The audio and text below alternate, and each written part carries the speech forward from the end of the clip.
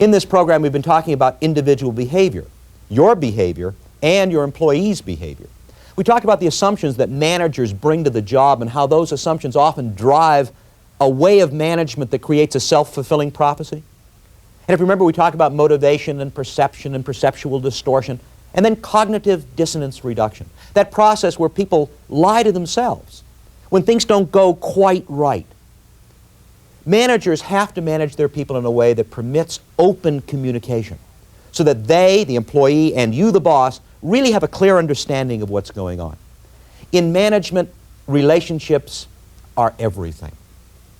Let's take a look at a manager whose assumptions get in the way of him forging a relationship with his subordinate. Good morning. I see the office survived for a week without me. Welcome back. How was your vacation? Fantastic. So, what do we have on tap for this week? Did you manage to pull together any of those sales reports? Right here. Janet, you are fantastic. Now, if you can just keep the wolves away from my door for a couple hours, I'll be able to go through these. Well, do you think you can talk to Bill Henson first? He's been calling me all week. Said it was urgent. Janet, between you and me, Bill Henson thinks that everything is urgent. Did he say what it was about? I'm not sure. Now, come on, Janet. There isn't anything in this office that happens without your knowing about it. I really think you should talk to him. But I think it was something about that presentation to the Western Division. Is he still bellyaching about that? All right, let's get it over with.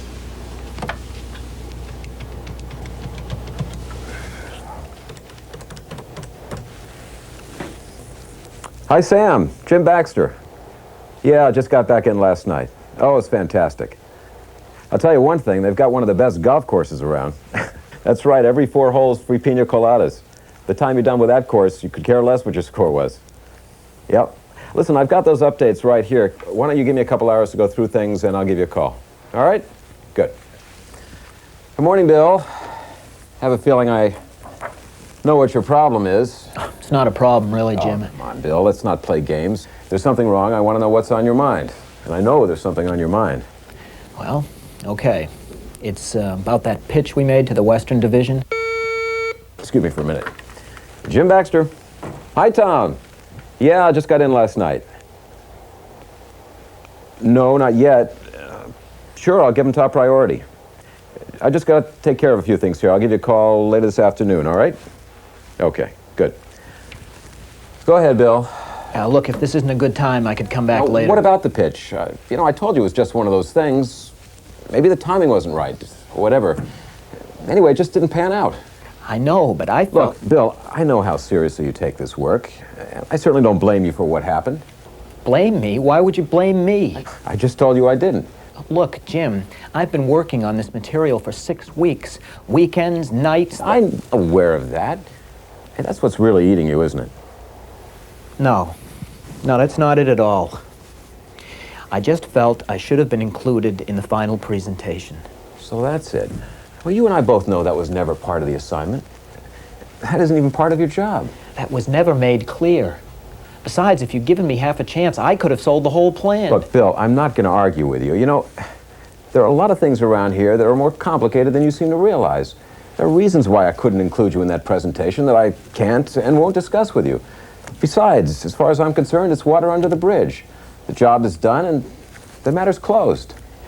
I guess there's nothing to talk about then. Well, I would like to talk to you about that marketing analysis you've been doing for next quarter. Look, why don't you check with Janet and see if she's got some time in my schedule later this week, all right?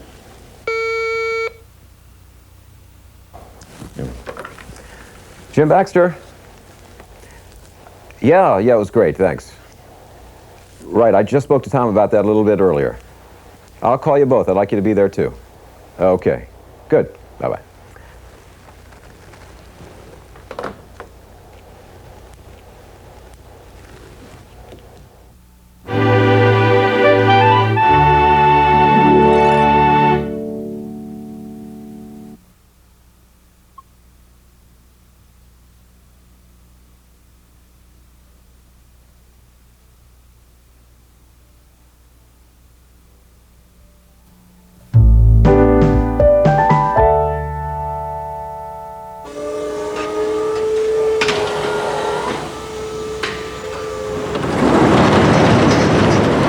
Chuck, got a minute? Yeah, sure, what's up? We're still having a problem on those late deliveries. Why is it when things get all screwed up, everybody starts pointing the finger at shipping? We're just trying to get this stuff out the door as fast as we can. I know that, but tell me something. How's it working out with the new swing shift? Why don't you ask them? I will, but I want you to tell me how it's affecting you. Well, listen, if I've got enough seniority to hold on to my regular hours, what do I care if there's a swing shift? Tell me, what changes, if any, has it made during your own shift? Well, it's affected overtime. I mean, I haven't worked a double shift since last fall. Was that a problem for you? Well, before there was too much overtime, and now there's not any.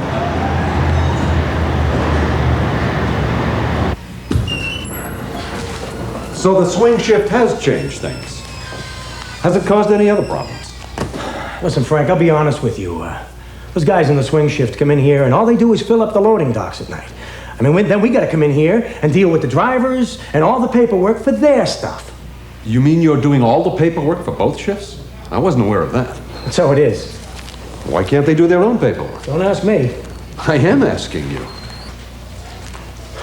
Well, you're going to have the drivers in here to fill out the shipping codes.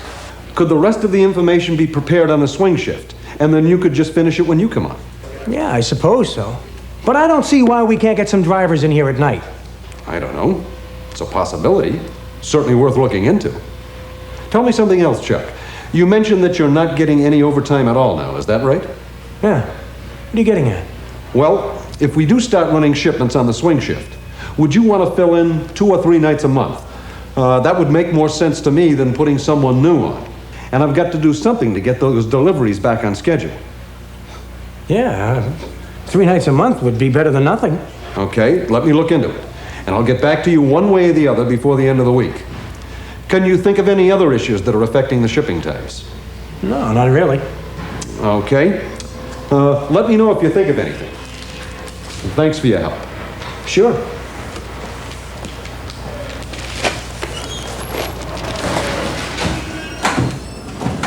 What made that manager so effective? Yes, he was problem-oriented, but he was doing something else. He was forging a relationship, an open channel of communication with that employee. In fact, he had to chase him around to do it.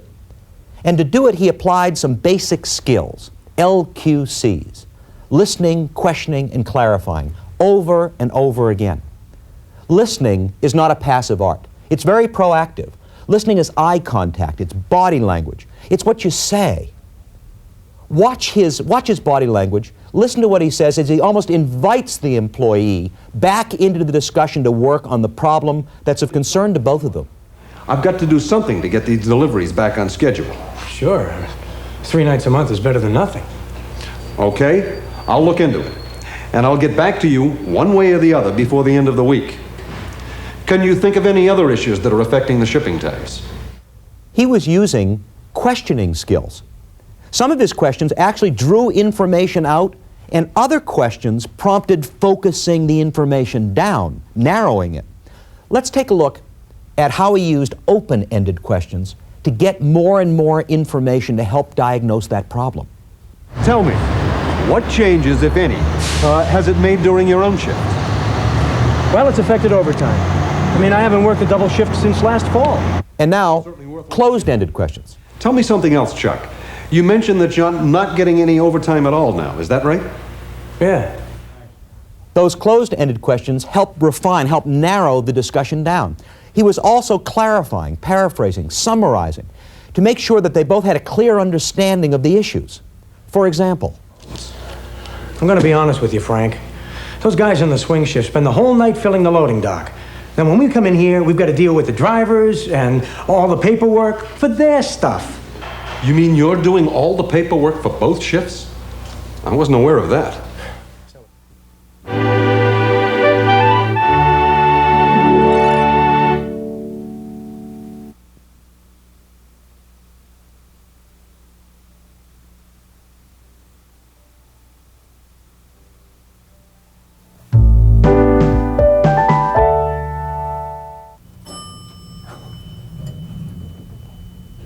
Well, I wish I could say it was great to be back at work. Nothing seems to have changed.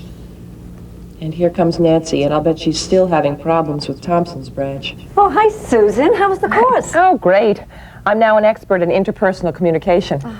So how was your meeting at the branch? Oh, total waste of time. Listen, I have to talk to you about Ralph Thompson. Oh, sure. Why don't you stop by my office after lunch? Fine. See you later. Bye. I wish they had a course in communications for employees. That way everyone would know what they're supposed to do. Now, what did they say in the workshop? Listen, question, and summarize. That sounds simple enough. Listen, question, paraphrase, summarize. And keep your desk well stocked with aspirin and Maalox. That should do it. Oh, come on in, Nancy. Have a seat. So, how are things going? Well, it's a disaster in Thompson's branch. It's a disaster in Thompson's branch. That's what I just said.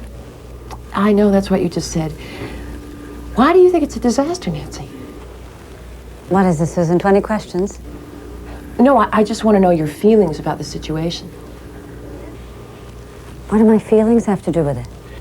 Look, just let me ask the questions, will you?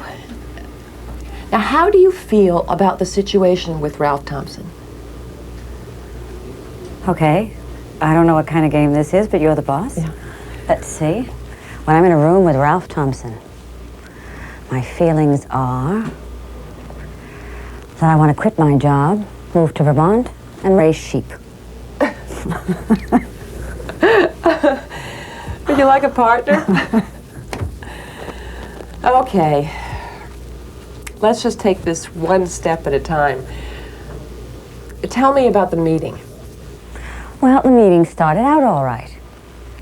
But then halfway through, he switched the entire agenda and said something like, well, maybe we can get to this next week. Is that all he had to say when you confronted him? That's all. Now, let me see if I have this straight. He said that's your problem, and that's what you get paid to do around here? Right. Well, first of all, I think this has gotten to the point where I'd better step in. Would that help, or would you feel like I was undermining your role? Would be a big help. Okay. Oh, just one more question. When you made the presentation, did Thompson seem receptive to your idea?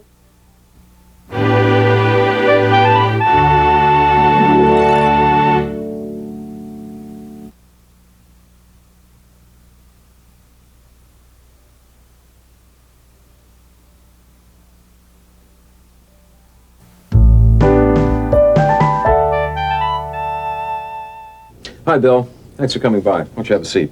Janet, would you hold my calls for a few minutes? Thanks. Listen, I'd really like to clear the air if we can on this business with the West Coast presentation. Sure. You know, when we first talked about this, there were about 400 things on my mind. And, well, as I began thinking about it, I realized how important it was to you. This thing has really been bothering you, hasn't it? Well, yes. You know, I've noticed a complete change in your performance over the last couple of weeks. You've been late to meetings, you're a little bit abrupt with people on the phone, and I think you've been out sick a couple times. Well, people do get sick, you know. Yes, I know, and well, they make mistakes, too. Maybe I made one. But, you know, I'd really like to resolve this thing. Okay. Look, let's start at the beginning. Tell me what happened from the time you began working on the report. Well, it's not so much what happened as what didn't happen. Okay, well, tell me what didn't happen. I just thought there was a chance you might include me in the actual presentation. Was there something I said or did to give you that impression? Well, you remember that first meeting? We talked about my background. And you said you thought it was about time to start taking advantage of all that. Well, I assumed that meant letting me get involved with the presentation. I can see how that might have been misleading. What I really meant was your experience as a researcher, not a presenter. Oh, look, tell me more about how you went about gathering material for the report. Well, first of all, I had to take a lot of time. That's the problems. So, I'll be getting back to you on that. Give me about a week, and we'll meet here again in my office. Okay. See ya. Well, at least he listened to me for a change. I guess that's a start. See you later. Listen, Jim, if you're finished, I wanted to go over the distribution list for your meeting on Tuesday. Janet, do me a big favor. Don't talk to me. I think I've used up all my listening skills for one morning. It is possible to change behavior, as we've seen, but it's not easy. I was talking with a colonel recently in the Air Force. He's a surgeon, and he's in charge of a very large hospital, and he wanted to improve the way management was done in the hospital. By the time we got through, he came up to me and he said, you know, everything you're telling me to do is antithetical to 20 years of my experience. It was really hard for him to consider managing in a different way. It's hard for all of us. Our patterns of behavior are there for a reason. We're comfortable with them. They're like old shoes. Well, we're asking you to think about managing in a different way, applying new skills. And we know that it won't be easy and that you'll be awkward at first. But with practice, like the rest of us, I'm sure you'll get it down. And we're going to give you plenty of time to practice those new skills.